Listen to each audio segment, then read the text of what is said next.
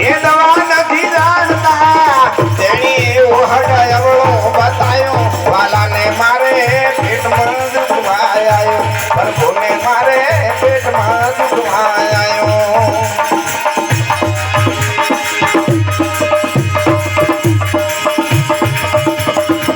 કાળી રાજના કોળિયાલે કાળના કાળી રાજના વીરા કોળિયાલે કાળના એવય માણસ રે બતાયો વાલાને મારે પેટમાં દુખવાયો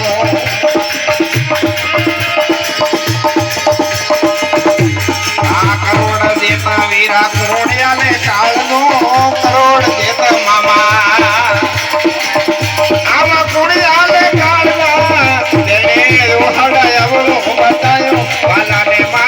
પેટમાં દુખવાયો આ મારા વેલા ભયા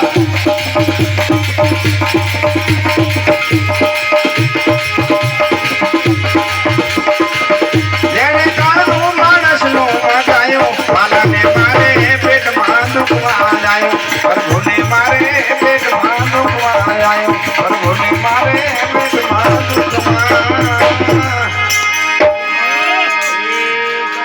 તાર તો ભાઈ અર્જુનની કસોટી કરીને કૃષ્ણે તો એવો ભાઈ દાવ ફેંચ્યો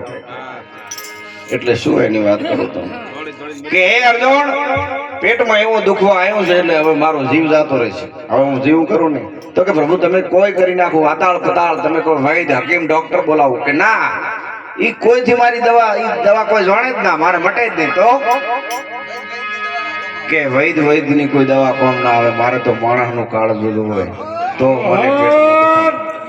અર્જુન ને તો ભાઈ મોટી વાળીને દોડ્યા 50 કરોડ પૃથ્વી માથે ધડ ધડ ધડ કરતા કોઈ કાળજો હાલો ભગવાન ને પેટમાં દુખે કોઈ કાળજો હાલો પણ આ તો કરોડ દેતા કોણ હાલે કાળજો આમાં માણસ નો મગાયું હે તાજો તો સજના કસાઈ પાસે જા સજને કીધું કે હે અર્જુન પશુના કાળજા તો પૈસેથી ઘણા મળે છે પણ આ તો માણસ નું મગાયું હવે આ કોણ હાલે કાળજો આ તો મળે કરે નહીં તાર એવા સમયની અંદર જે ભાઈના ઘરે અંદર કર્યા હતા એ ભાઈના પરદેશમાં એક સાધુ મહાત્મા આવેલા અને આંખે વાંધળા હતા સુરદાસ હતા પાળતા નતા અને ચોમાસાનો સમય માથે ઝરમર પાણી મેવલો વરસે છે અને એની ધોણી તાપતા હતા એટલે વરસાદ પડ્યો એટલે ધોણી ઓલાઈ ગઈ એટલે સાધુને ઠંડી સડી બરાબર ને અને આંખે વાંધળા બાપડા પાળતા નતા એટલે પોકાર પાડ્યો કે એક સોણો હાલે અને એક લડકો ને બે હાલે અને બે લડકા આ અંદરથી પોકાર કર્યો કોઈ મોય એવી શંકા કરશે કે સોણા લે આટે કોઈ છોકરા મળે પણ સાહેબ એમાં એમ કીધું છે કે જો તમે હૈયાના ભાવથી કરો છો હાકલો તો ઢીંગલો સીથરા ત્રણ ધોણે શેથરાનો ઢંગલો બેહાડીને તમે એને અહીંથી નાભીથી હાકલો કરો ને તેને ધોણવું પડે સાહેબ એટલે એને નાભીથી બોલ્યો તો કારણ કે એને સંકટ હતું એની કોઈ પરિસ્થિતિ નથી એટલે કીધું કે એક સાણો હાલે અને એક લડકો ને બે સોણા હાલે ને બે લડકા આ તો બે જણા હોબળાઈ ગયા કે ઓહો કોણ આવ્યો છે આવો સાધુડો ને આવો પુકાર પાડે આખું દોડિયું ભરીને જ્યાં સોનાનો હોડલો ભરીને એને ધોણી તપાડીને સાધુ તાપ્યા અને કીધું કે જાઓ તમારે કો દો લડકા હોગા સાધુએ આશીર્વાદ આપ્યો ભાઈ અને સંતોષ પાસે એનો બીજો પુરાવો આવ્યો કે દુઆ કદુઆ લખ્યા 12 છે ને હા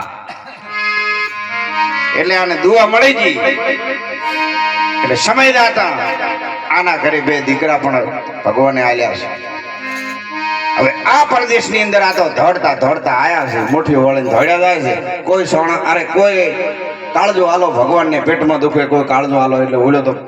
ભજન કરતો તહી નામ તારણ સબે કાજ સારણ ધર્મ ઉષ્કા ધારણ નિવારણ કરેગા નથા દાંત વાકો દિયા दूध माको सबर है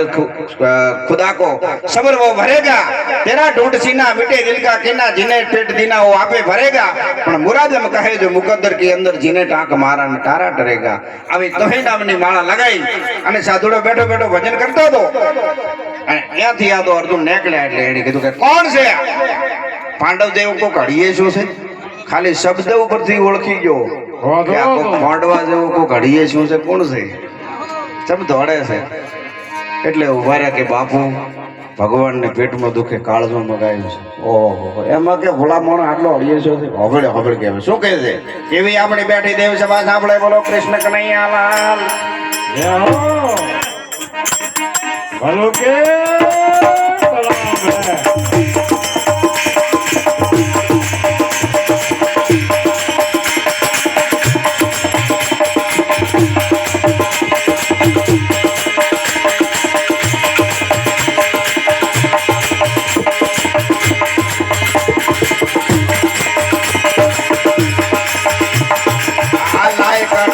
તારી કાઢિયાનો કાળનો લાય કટારી વીરા તાને કાઢિયાનો કાળનો તારે અડધો જોવે છે કે આખો પ્રભુને મારે પેટમાં દુખવાય આવ્યો પેટમાં દુખવાને આવ્યો સેવાલાને મારે પેટમાં દુખવાય આવ્યો જેને કાળનો માણસનો મગાયો વાલાને મારે પેટમાં દુખવાય આવ્યો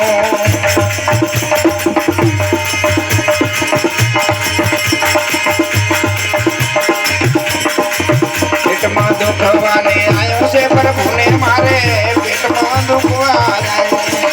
જેને રોહડ અમળો બતાયો વાલાને મારે પેટમાં દુખવાય આવ્યો પ્રભુને મારે પેટમાં દુખવાય. આને તો કોઈ પડી નથી. હમણાં આપણે આગળ કોઈ વાતચીત હતી શેની વાતચીત હતી કોઈ એવી જ વાત આવી હતી. એને કોઈ મરવાની પડી નથી. એ તો બેઠો તો અલગ જગાઈને કે ભલે આ દેહ